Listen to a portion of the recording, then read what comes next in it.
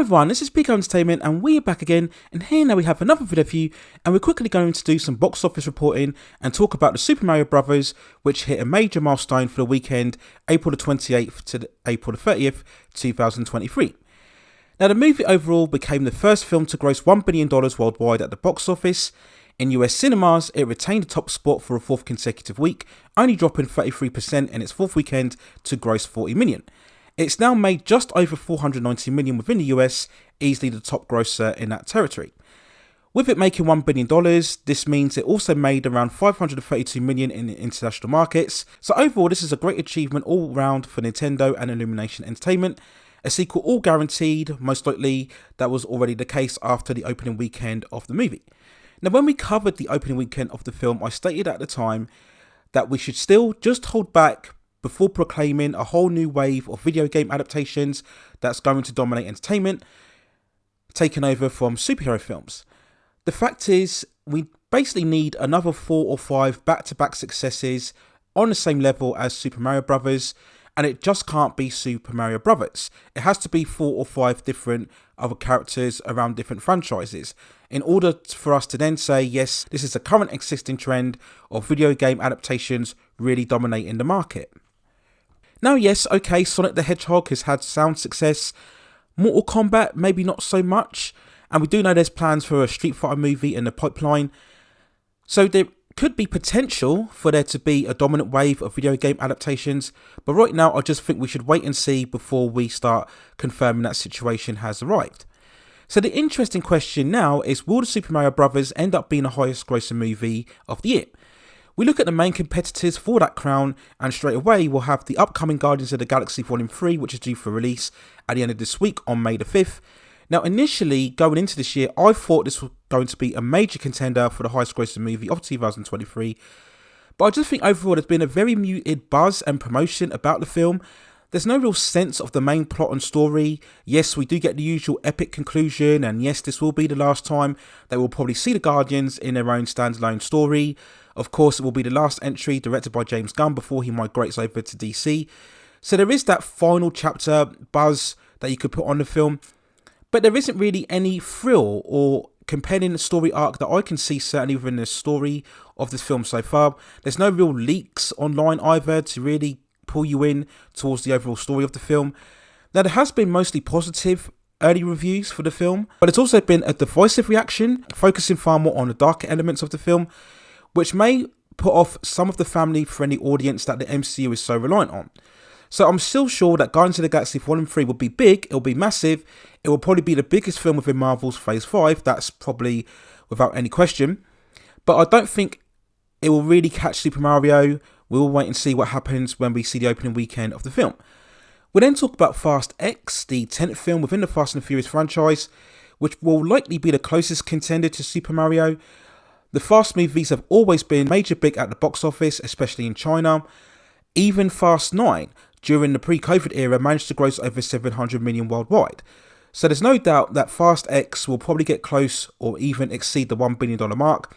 And with a reported budget of $300 million plus, Universal will go all out to make sure that it makes as much money as possible. We then have Mission Impossible Dead Reckoning Part 1, which should be massive as well, as all of the Mission Impossible films since Ghost Protocol have performed better than the previous installment.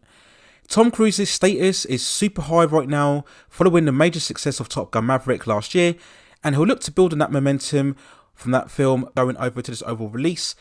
And like Fast X, both Dead Reckoning will have a second part which has been filmed back to back, which will follow next year on July 2024. Now it could get close to $1 billion, but I think it may just fall short overall, but it is again a major contender throughout this year. We then look at The Little Mermaid, which could also potentially catch Mario, though I really do feel that the race swap casting will work against it, not because of racial antagonism, just simply because Halle Berry doesn't look like Ariel. Obviously, when we look at all of the other live action Disney updates, with the likes of Beauty and the Beast and The Lion King and Aladdin, they did in some way, shape or form resemble the same spirit as the classic 2D animated films. But Little Mermaid obviously won't have this distinction, so I think that will in many ways put off many people who identified with the movie when it came out way back in 1989. So I do think that was a bit of a mistake from Disney in terms of the casting. It will still make lots of money, but I don't think it will catch Super Mario overall.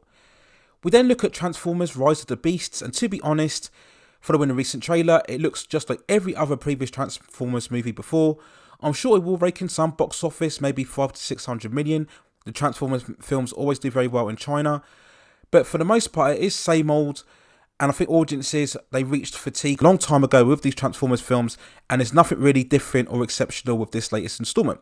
Now, despite the first film making $1 billion back in 2018, I really can't see Aquaman and the Lost Kingdom getting the same figure this time round.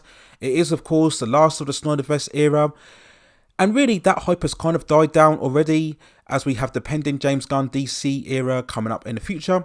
And there's no real major excitement at the moment in terms of Aquaman. Now, that could change with the trailers, but again, because we know that everything will change going forward in terms of the DC Cinematic Universe, there isn't really an essential reason to really go and watch Aquaman. The first film, despite making $1 billion, isn't really talked about, hasn't really had a lasting legacy post its release. So I really don't think Aquaman and the Lost Kingdom will get anywhere near Super Mario Bros. So after going through all of that list, it could be very much so that Super Mario Bros. Does end up being the highest grossing movie of the year, or at the very least in the top 2 or maybe even the top 3. But let me know what you think. If there are any other films that I haven't mentioned within this video that you think could compete with Super Mario Bros., let me know within the comments. So there's my overall thoughts and feelings on a recent milestone reached by the Super Mario Bros. Getting to $1 billion worldwide, the first to do so within 2023. Let me know what you think in the comments below. Do you think this does usher in a new era of domination in terms of the video game adaptation, or do you think we need to wait and see when we get other films within the genre and see how well they perform first before proclaiming a new wave taking over the domination of the superhero films? Let me know what you think in the comments below. And if you have any other topics or movies or television series or any other issues within the entertainment scene that you'd like to see me cover, then also let me know, and I'll see if I can provide further commentary for you on those topics within the future. Please also hit and like the subscription and notification buttons so I can provide you with more high quality content like this in the future. But that's it for now. Take care of yourselves, and I will see you very, very soon.